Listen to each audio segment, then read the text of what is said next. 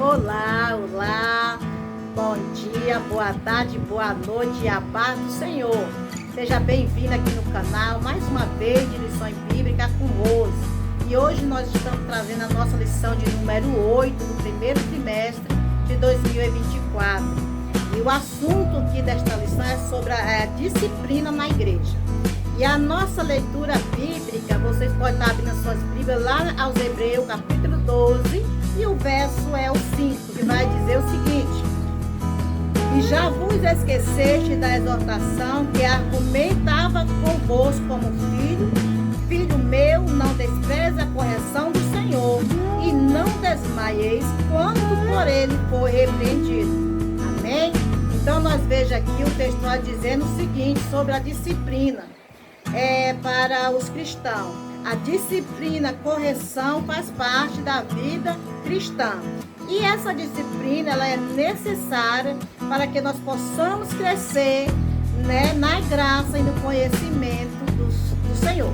E vamos fazer a nossa leitura prática, que diz o seguinte: a disciplina cristã é uma doutrina bíblica necessária, pois permite o crente refletir o caráter de Cristo. Amém, irmãos? Então, observe o seguinte: nós cristãos, você cristão, né, que está aqui nessa terra, você como cristão, você representa, você é um embaixador e representante da Igreja de Cristo aqui na terra.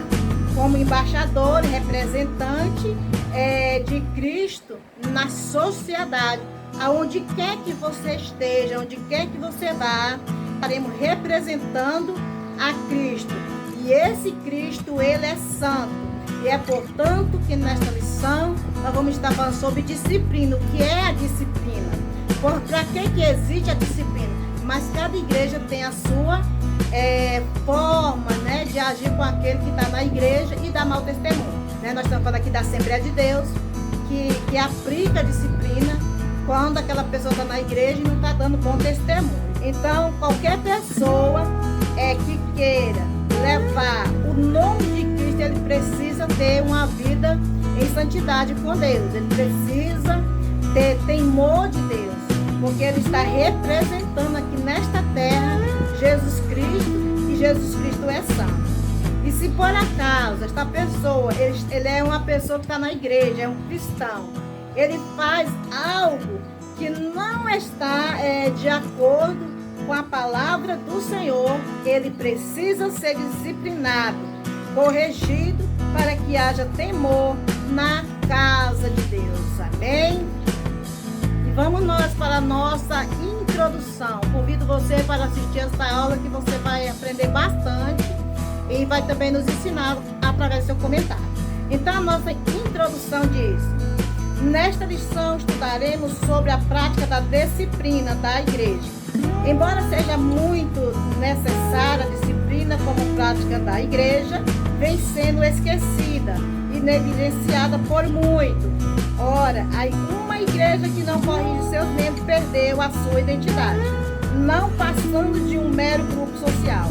O resultado disso são igrejas fracas, anêmicas, sem nenhum testemunho cristão.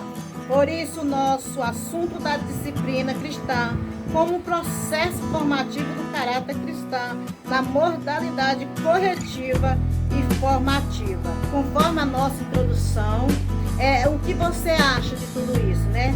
O que você acha da disciplina da igreja? Você acha que é necessário? Você acha que faz bem? Qual é a vantagem e a desvantagem? Quer saber mais? Vamos lá para o nosso tópico 1 desta lição de número 8. Então vejamos aqui o nosso tópico 1 da lição de número 8 do primeiro trimestre de 2024. Tópico 1 diz o seguinte: a necessidade da disciplina bíblica. O ponto 1, Deus é santo. Santidade é um dos atributos de Deus e é por isso uma das causas que justifica a necessidade da disciplina na igreja. Eu sou santo, Levítico capítulo 1, verso 45. Deus é santo e como tal deve ser reconhecido. Jesus mostrou na oração do Pai Nosso a necessidade de reconhecermos a santidade de Deus. Santificado seja o teu nome. Mateus capítulo 6, verso 9. Quando Deus se faz presente, a nossa pecaminosidade se evidencia. E vendo isso, Simão prostrou-se aos pés de Jesus, dizendo: Senhor, ausenta-te de mim, porque sou um homem pecador. Assim, quando o comportamento pecaminoso na vida do crente não é corrigida, a santidade de Deus deixa de ser reconhecida. Então, meus amados, nós queremos servir, adorar um Deus que é totalmente santo. Você quer receber as bênçãos de Deus, você quer ser usado também por Deus, você tem o nome escrito no livro da vida e você também vai querer morar no céu. Só que é o seguinte, você quer servir a Deus, só que este Deus que você quer servir, que eu sigo, é um verdadeiro Deus, onisciente, onipotente e onipresente. Então veja que Deus é onisciente por saber de todas as coisas. Sem precisar alguém dizer, você falar, ele já sabe tudo. Ele também é onipresente, ou seja, você não tem como esconder nada de Deus. Aonde você vai, os olhos de Deus está sobre você. Ninguém conhece você mais do que Deus. Deus sabe todas as coisas.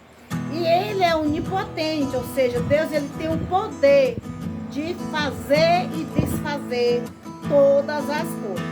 Ele é santo e qualquer pessoa que queira seguir, que queira adorar, ele precisa também ter santidade na sua vida. E o que é santidade, irmã Rose? Santidade é se afastar do pecado, andar em santidade, por quê? Porque Deus é santo e onde tem pecado, Cristo não habita. Onde tem pecado, Deus não habita, e onde tem pecado, o Espírito Santo não habita.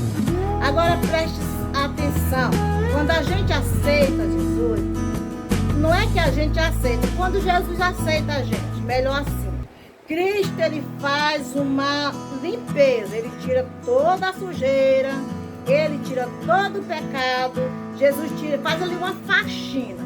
Aí vem a água purificadora, que é a palavra de Deus, e vai nos santificando, e vai nos libertando, e nos transforma.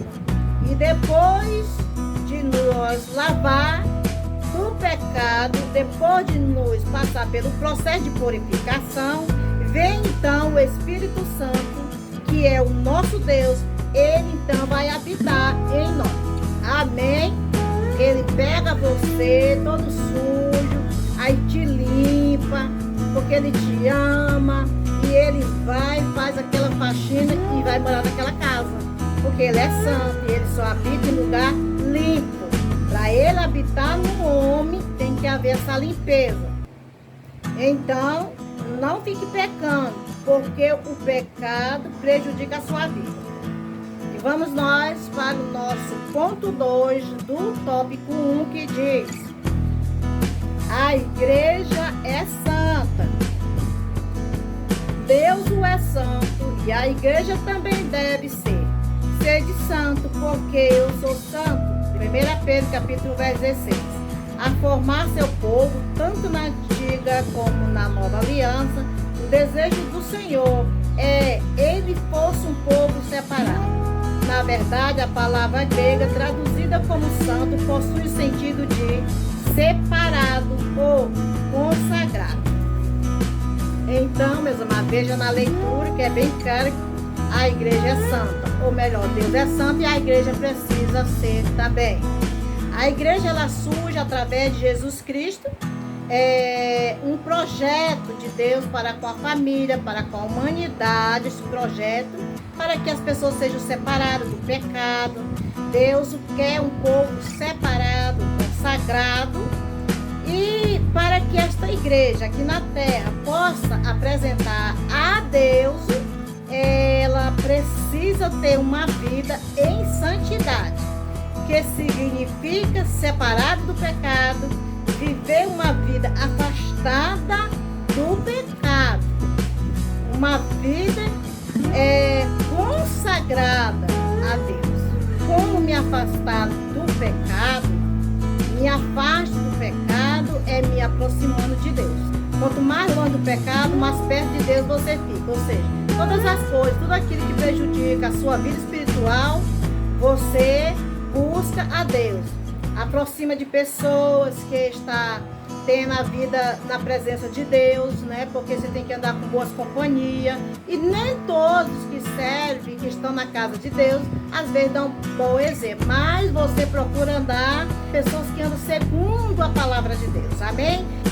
E vamos nós ao nosso ponto 3 deste tópico 1, que diz assim: quando a igreja não disciplina. Se a igreja, como o corpo de Cristo, deve ser santa, 1 Coríntios 3,16. Da mesma forma, o cristão, como membro desse corpo, o deve ser também. 1 Coríntios capítulo 6, verso 19. A santidade faz parte da identidade do cristão. Éfesos capítulo 1, verso 1. Logo, a falta de disciplina acaba importando essa identidade. Surge então a imagem do crente mudando ou carnal. Na verdade, esse adjetivo revela de fato um crente indisciplinado, alguém que não tratou ou não foi tratado aquilo que acabou se tornando um hábito pecaminoso. Nesse sentido, a falta de disciplina acaba destruindo o limite entre o sagrado e o profano. Portanto, uma igreja que não disciplina seus membros torna-se mundana. Apocalipse, capítulo 3, verso 19. Veja o seguinte: há muitas pessoas que não dão importância ao sair de casa para a igreja.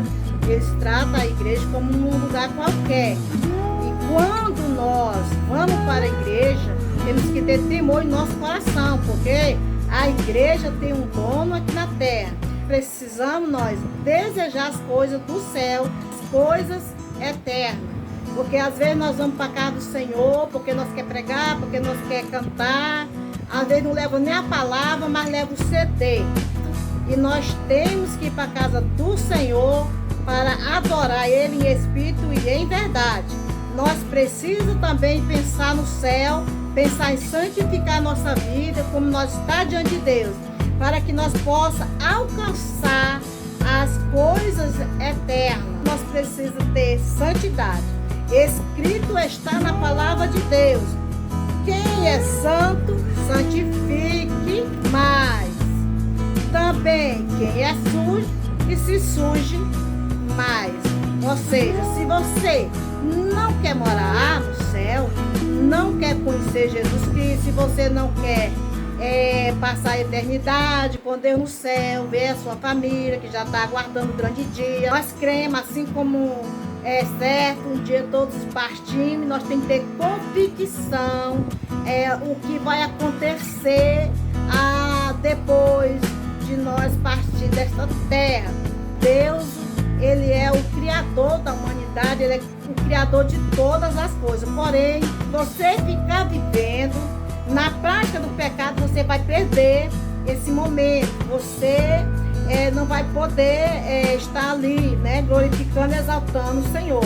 A escolha é de cada um de nós. O que nós quisermos fazer, nós pode fazer, mas depois da nossa escolha vai vir as consequências. E com relação à igreja que nós estamos falando para pessoas ou de pessoas da igreja, que a igreja é lugar de comportamento, de conduta, de ética, de caráter. No quanto cristão, estamos falando de pessoas que conhecem. A palavra de Deus diz que melhor nunca ter conhecido que conhecer e não obedecer. Nós precisamos fugir sim da aparência do mal, afastar de tudo daquilo que prejudica a nossa vida espiritual. Por que nós fala isso? Porque existem pessoas que eles não conseguem se afirmar dentro da igreja.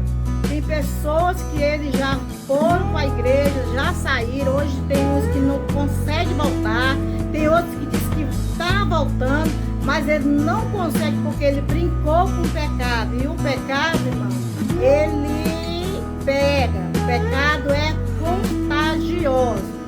Fica com Deus.